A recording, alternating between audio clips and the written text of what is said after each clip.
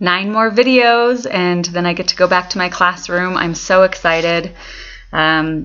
Today we have some interesting things to talk about. If you've been watching these videos religiously, you will remember me talking about 2 kind of grabs at different boards to become their own, what I've been calling branches of government. One was the Realtors Board and one was the Accountants Board.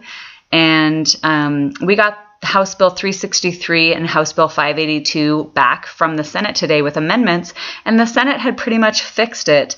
It'll be interesting to see if the governor further amends it or what happens from here. But I've also talked about kind of the body of wisdom that's accumulated in the Senate and how sometimes we see bills get fixed from them. So I thought someone might be interested in that. Senate Joint Resolution 20 passed today. This is a resolution that requests that the legislature study prescription drug use with a focus on opioids. And I was glad to see that this passed, and I hope it's given a high priority because I really think that the legislature needs some help on some more data, maybe on what decisions it should be making regarding prescription medicine in the state of Montana, and opioids in particular. We had 10 study bills today. This is a point, kind of a new point in the session where we're dealing with mainly study bills. 4 originated in the House and 6 originated in the Senate. So at this point, based on bills that probably haven't passed or bills that have passed and discussions that we've had, we can submit proposals to do a legislative study on an issue. They're usually not that broad, though. They're usually just certain facets of an issue.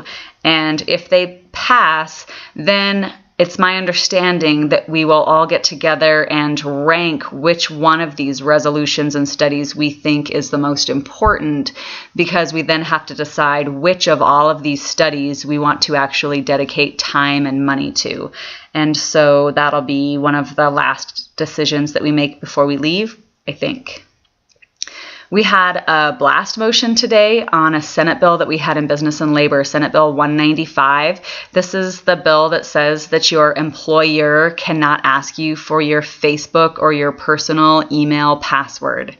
And it passed like 48-2 out of the Senate, and then all of a sudden it got to the House committee, and the Chamber of Commerce decided that they did not like it, and they sent out an email to, this is the first time I've seen this happen, as soon as the bill failed in committee, the Chamber of Commerce sent an email out to every representative saying, we're really worried they might blast this very dangerous bill. What are they so worried about? So the blast motion failed today. 48 people voted to bring this bill to the floor for discussion, and 52 people voted not to bring this discussion to the floor. I'm sure they were influenced by that email. And yeah, Facebook passwords. I wanted to talk about the status sheet. We've been getting these at least weekly, and you can find a link to this exact thing that I'm about to show you at bit.ly/Montana Budget Update, MT Budget Update. And so we started this with about $500 million surplus. Surplus isn't really the greatest word. It's an ending fund balance. And the governor's plan was to end this session in 10 days from now with a projected $300 million ending fund balance. I have a feeling that the Republicans wanted more of like $100 or $150 million ending fund balance. And so you can see in this update that we currently have a projected $189.9 million ending fund balance. That's projected based on the laws that are still in play right now. And so the problem is that this warning right here, this is what you may have read about in the paper, says, you know, some of these bills that are passed are one-time money, but some of these bills that are passed deal with ongoing expenditures or ongoing revenue. And so when you take that into account, we have an imbalance of $50.4 million. And so if you want, I would suggest that you go and look at this, and it might be kind of an interesting game for you to play. On the second page of the study is a list of every single bill that either has been passed or still might be passed and how much it costs. And so you could go through, it's just arithmetic, and see which bills you think we could cut to get more money, or which bills we should definitely pass, and kind of prioritize for yourself. That is our job in the legislature, is to figure out which things off of this list we ought to keep and which ones ought to go, so that we do not have a warning right here, and so that this number right here is what we want it to be. And we just have to pick. Some things we can fund, some things we can't fund. Some people we want to get money, and some people we don't want to get money. So I think that's an important thing for everyone to be paying attention to. Anyone could do this job. It's just arithmetic. It's adding and subtracting and deciding what you want to add and what you want to subtract.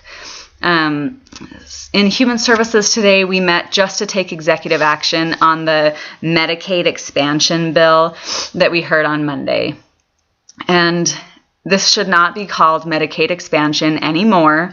It was not presented to us as Medicaid Expansion. It was presented to us as a bill that could have been Medicaid Expansion that we knew would not pass. So some Republican amendments, Republican-sponsored amendments that would make it private insurance expansion. So we would take our federal tax dollars that we have paid in back from the federal government to pay for anyone who has a job who cannot afford insurance to purchase private insurance. And this is like, no one really likes this, so it's probably okay. That's a compromise, right? And when we came in, the chair of the committee said, "Do you guys really want to discuss this or what?" I think he was trying to feel us out whether it was going to be okay to table it, and we did want to discuss it. And so after a few rounds of back and forth over why this was good or why this was not good, the same conversation you've heard, still talking about Medicaid expansion, and this bill is not Medicaid expansion. Representative Smith took the mic and said, every poll and every survey in the state says that Montanans do not want this. He said that the only people who were here for it were lobbyists. So if you were a Montana family that came with tears in your eyes, showing pictures of your kids or talking about your mom, he called you a lobbyist, a hospital lobbyist. He said the hospitals are wanting us to fund their failed business model.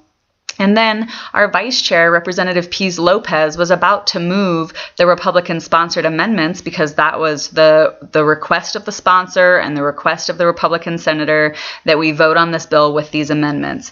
And Representative Smith kind of got in his last word and then called the question. And in my experience, in every other committee I've been in, if there was someone who wanted to talk, the person who called the question said, "Oh, excuse me, I'm sorry, I withdraw my call for the question," and let that person speak. Or the person said, "Oh, it's okay, you can call the question. It's not really, what I had to say was not very important." But she was going to move the amendments. And for the first time ever, the chair said, "The question has been called. It's an indisputable motion," which is like kind of true, but it's actually called a non-debatable motion, and said that, and directed the secretary to take the vote. So she was basically shut up, and we were forced to vote even though we weren't ready to, and it went down on a party line vote. The very, very similar bill passed through the Senate yesterday with a lot of heated partisan debate. It's House Bill 623, which I had talked about earlier, the mysterious bill that they didn't know what was going to happen, and we were supposed to just trust them with it. So, yeah, it's not Medicaid expansion. We're done with that, I think. But it is insurance expansion. So there's your daily update. Thanks for listening. Have a great day.